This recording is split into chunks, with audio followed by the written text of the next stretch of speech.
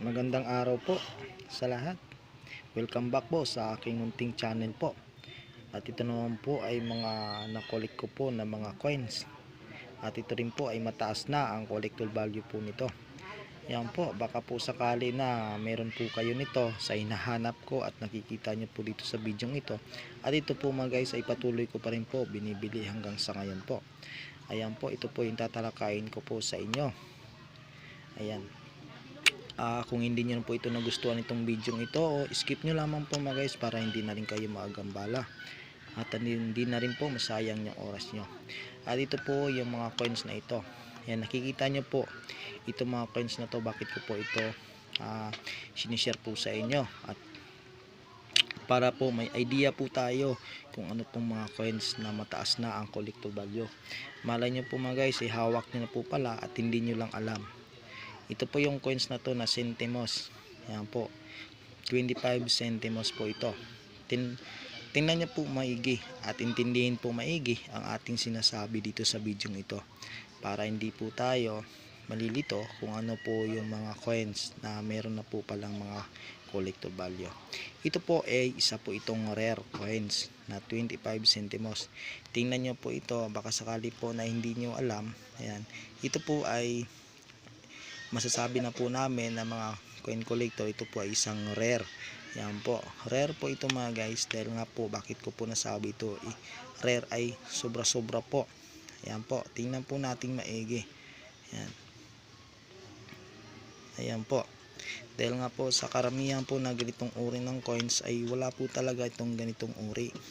Yan. Yan, i-check nyo po maigi yung mga coins nyo, malay nyo po yun na po pala ang mga coins na hinahanap po natin. Yan, isa din po ito sa hinahanap ko at binibili ko po hanggang sa ngayon. Ayan po, patuloy ko pa rin po ito kinokolekta yung mga ganito. Yan. Ito po mga guys ay binibili ko po ito sa halagang 1,200 pesos at nagkadepende pa po kung maganda po ang pagkalagay po ng rare. Ayan po. Yan, dito naman po ay wala po tayong makikita na rare, ngunit po ay dito. Yan po. At dito naman po tayo. Yan po, ilista nyo lamang po mga guys. Yan po, rare. Kahit ano pong coins po, basta po ay ganitong uri. Yan, kung ito po ay nakalagay sa coins nyo po. Yan po, dito naman po tayo sa 10 centimos. Yan, ito po ay 2009. Yan, tingnan po natin, i-check po natin maigi. Yan, dito po. Yan, di ba po makikita nyo po dito. Yan, ito po yung 10 centimos na to, malapit po sa may 0. Yan, tingnan po natin. Yan. At ito din po ay isa rin po itong rare. Ngunit po hindi po gaano po ka-rare dahil nga po maliit lamang po siya. Ayan po mga guys. Ito po ay binibili ko po isa lang 300 pesos yung mga ganito. Ayan po mga guys, baka po meron po kayo dahil nga po marami po tayong mga coins po sa ngayon. Yan, i-check nyo po, tingnan po natin yung mga ganitong uri ng coins po. Yan, i-check po natin yan. Yan, ganito po. Ayan, baka po kasi hawak nyo na po yung coins na hinahanap ko po sa mga ganitong uri ng coins. Yan po. At dito naman po yan, 10 centimos din po ito na 2006. Yan, tingnan po natin mga guys yan.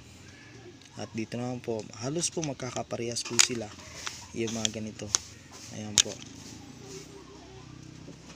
At sabi ko nga po sa inyo, depende po kasi ang pagkalagay po ng rare sa coins. Kapag yun po ay maganda po ang rare po ng pagkalagay, ayan po, sa ating coins ay talaga pong mataas na ang collector value po niyan. Ayan po mga guys. Ito po mga guys, yan, ito po ay 300 pesos po ito. At ito naman po ay 500 pesos. Yung mga ganitong uri ng coins po, ayan po. I-check nyo po yung mga coins nyo, yung mga ganito. Yan. Yan, mga ganito po.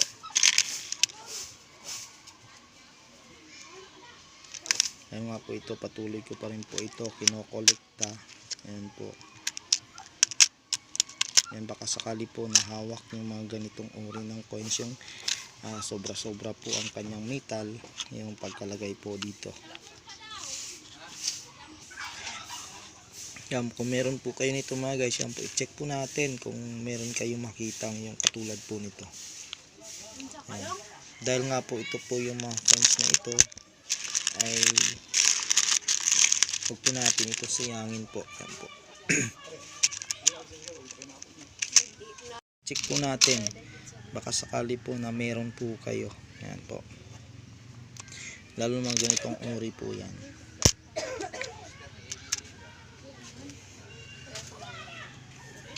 At ito naman po, yan po.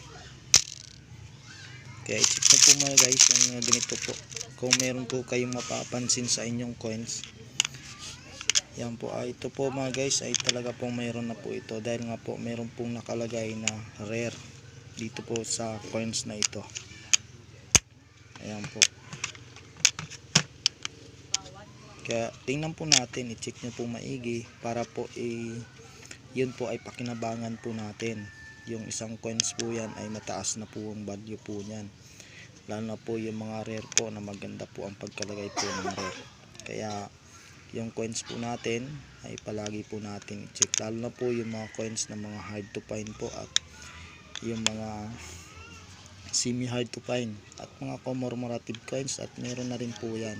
Kaya depende rin po kasi sa mga coin collector po kung yan po ay hard to find na po para sa kanila. Bili po mga guys sa 25 centimos din po ay 2017. Yan po, 2017 po ay yun po ay mataas na ang collector value po niyan. Yung 2017 po, at hinahanap na rin po yan ng ating mga kaibigang coin collector. Ayan po, times 3 na po ang value po sa 2017. Baka po kasi hawak niyo po yung 2017 na yan. Yan po, nagkakahalaga na po yan sa ngayon 6,000 pesos ang 2017 po. Baka po hawak niyo na po para po makatulong din po ako sa inyo po mga guys. Yan po, dahil marami na rin po akong natulungan po at nabildan po ng mga coins. Ayan, kaso hindi ko lang po kasi binidyohan po mga guys, dahil nga po ayaw po kasi nila na ipakita po yung mukha. Ayan po mga guys, salamat po sa lahat. Sana po meron po akong nabigay na detalye po tungkol po sa mga coins na ito. Salamat po and God bless po.